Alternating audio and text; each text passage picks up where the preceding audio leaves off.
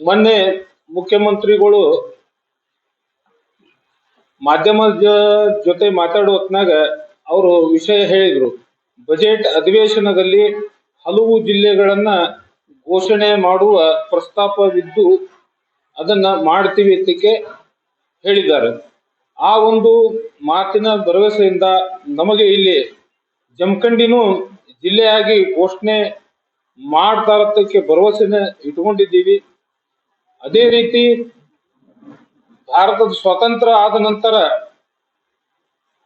ಮೊಟ್ಟ ಮೊದಲಿಗೆ ಭಾರತದ ಸರ್ಕಾರದಲ್ಲಿ ವಿಲೀನವಾಗಿದ್ದು ಜಮಖಂಡಿಯ ಪಟವರ್ಧನ ಸರ್ಕಾರ.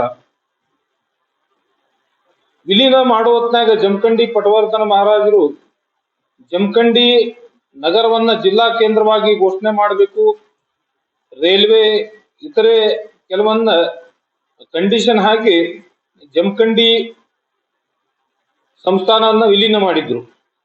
ಅದರಂತೆ ಅವತ್ತಿನಿಂದ ಹಿಡಿದು ಇವತ್ತಿನವರೆಗೆ ಜಮಖಂಡಿ ಜಿಲ್ಲೆ ಆಗಬೇಕಂತ ಹೇಳಿ ಒತ್ತಾಯ ಮಾಡಿ ಅನೇಕ ಹೋರಾಟಗಳನ್ನ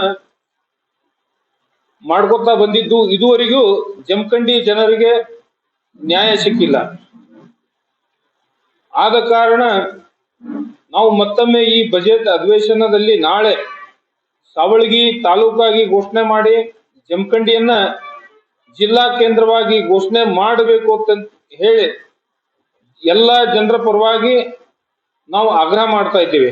ಜೊತೆಗೆ ಜಮಖಂಡಿಯ ಅಭಿವೃದ್ಧಿಗಾಗಿ ಬಜೆಟ್ ನಲ್ಲಿ 10,000 ಕೋಟಿ ರೂಪಾಯಿಗಳನ್ನ ಮೀಸಲಿಡಬೇಕು ಅಂತ ಈ ಮೂಲಕ ನಾವು ಒತ್ತಾಯ ಮಾಡ್ತಾ ಇದ್ದೀವಿ.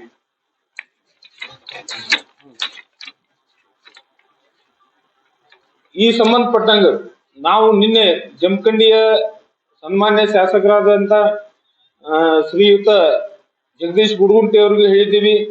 ಅದೇ ರೀತಿಯಿಂದ ಸಿದ್ದು ಸೌದಿ ಅವರಿಗೂ ಮನವಿ ಮಾಡ್ಕೊಂಡಿದ್ದೀವಿ. ಅದೇ ರೀತಿ ಎಲ್ಲಾ ಜನಪ್ರತಿನಿಧಿಗಳಿಗೆ ನಾವು ಇವತ್ತ ಒತ್ತಾಯಿಸುವುದೇನಂದ್ರೆ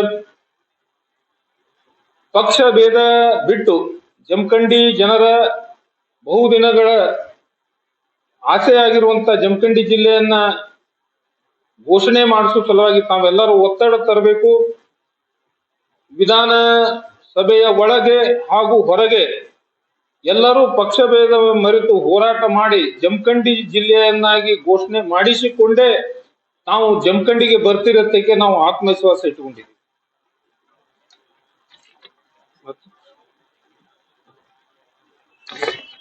ಮತ್ತೆ